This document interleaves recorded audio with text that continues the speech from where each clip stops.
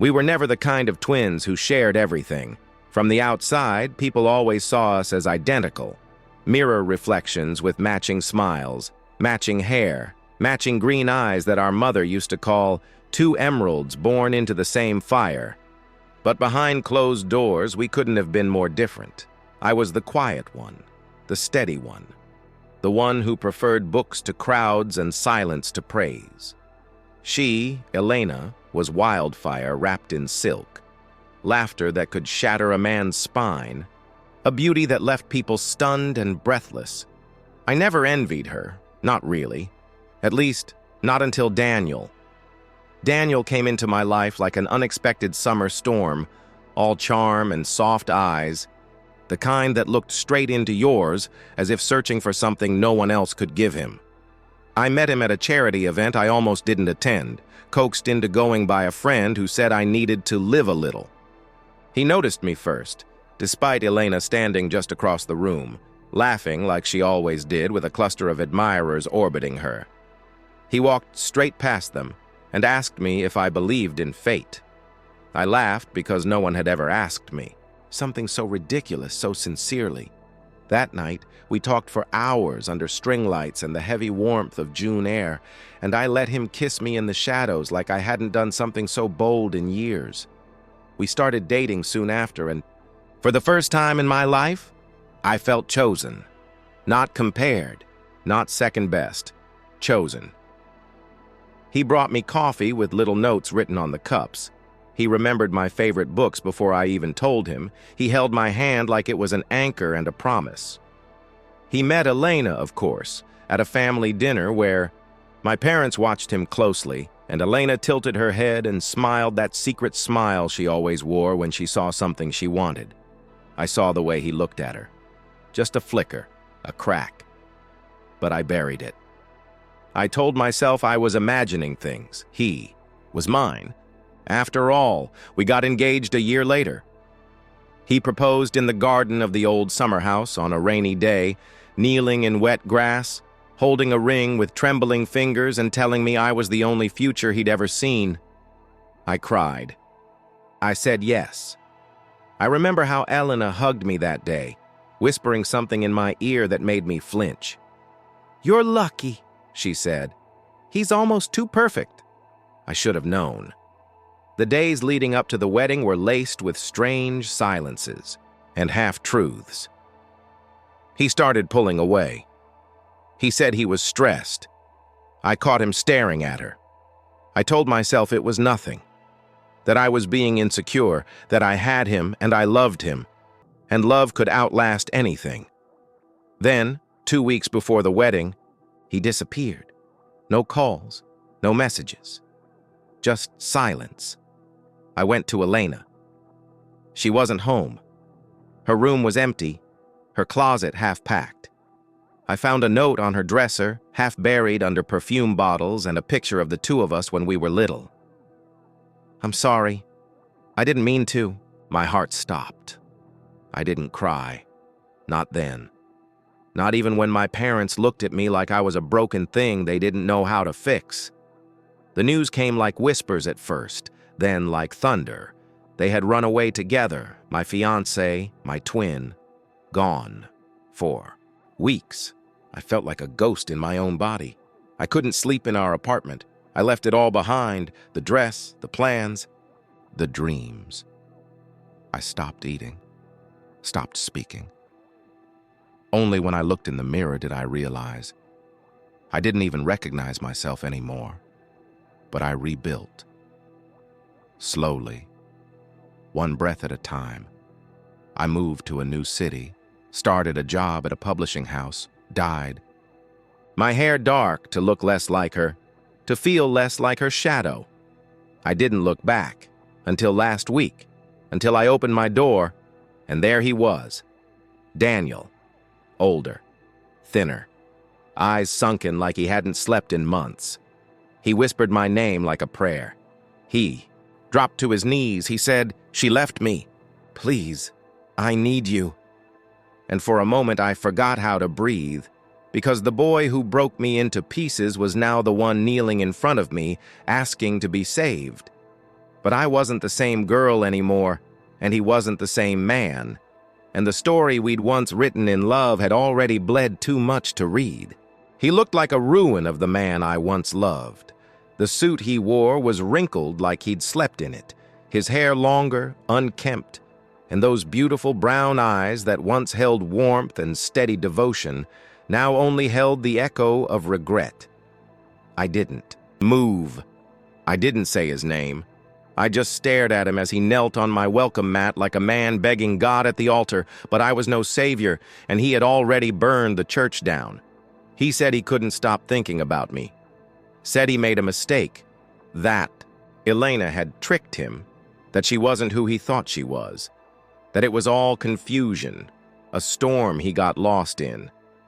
I almost laughed, but it caught in my throat and turned bitter, because it wasn't confusion. It was a choice. He chose her. He chose her smile, her charm, her chaos, over the love I had so carefully built with trembling hands and an open heart. "You left me," I said.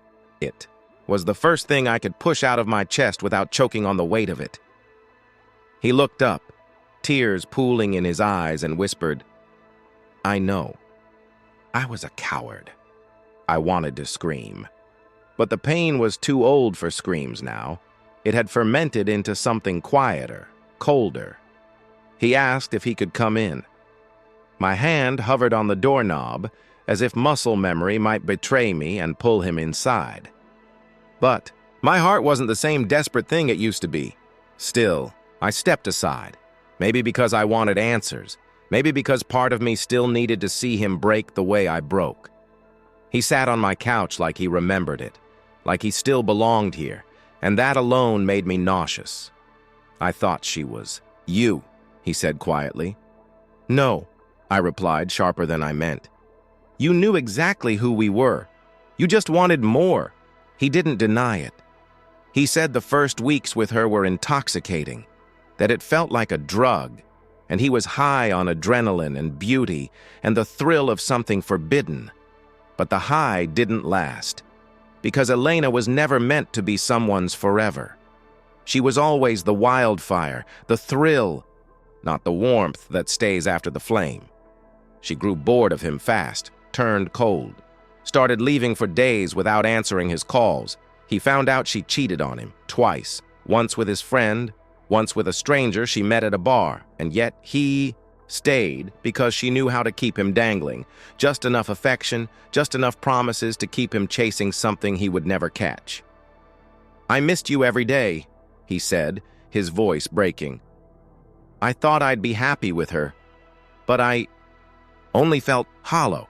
I stared at him, and all I could think about were the nights I spent curled on the bathroom floor, sobbing so violently I couldn't breathe.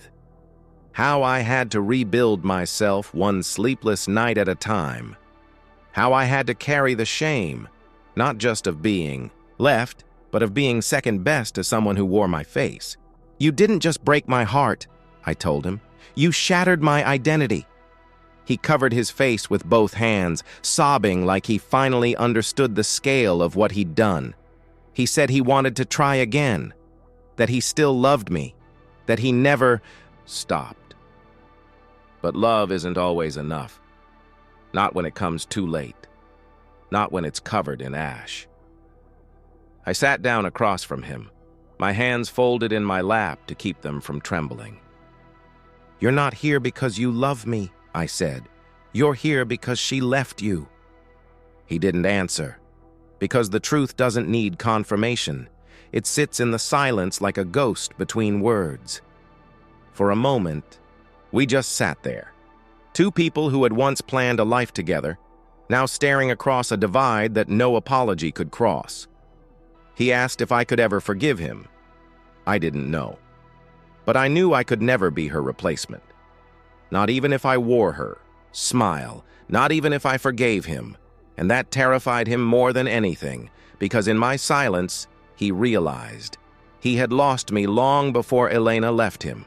He just didn't notice until there was no one left to catch him when he fell.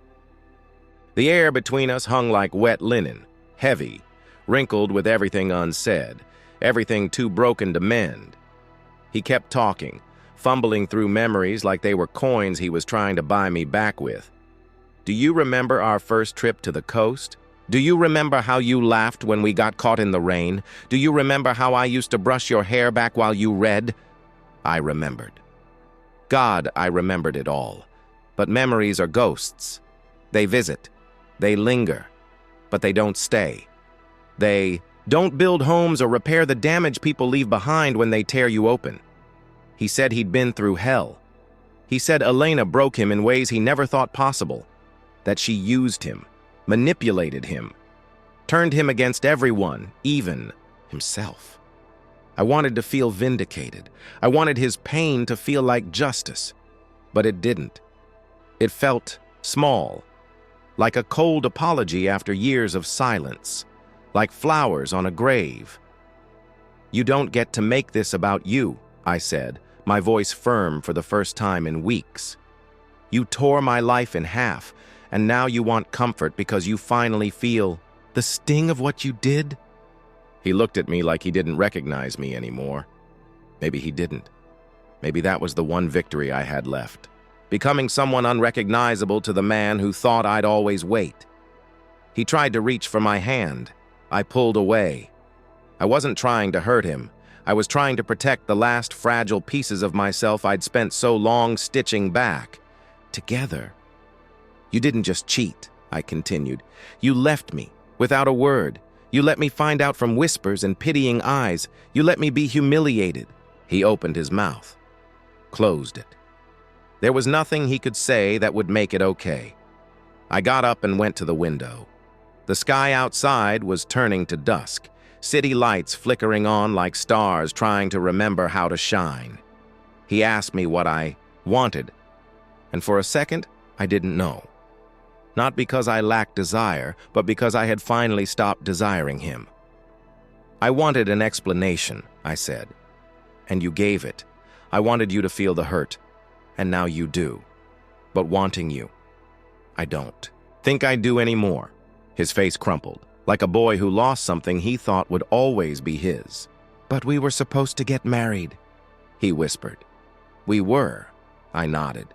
But you chose someone else. And maybe the universe let you live with that choice long enough to regret it. He stood, suddenly desperate. I'll do anything, he said. I'll prove myself. I'll go to therapy. I'll change. I almost laughed.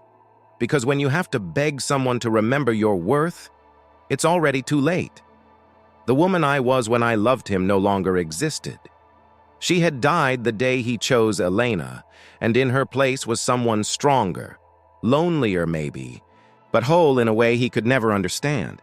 You loved the idea of me, I said, but you chased the fire. And now you're cold. But I'm not your warmth anymore.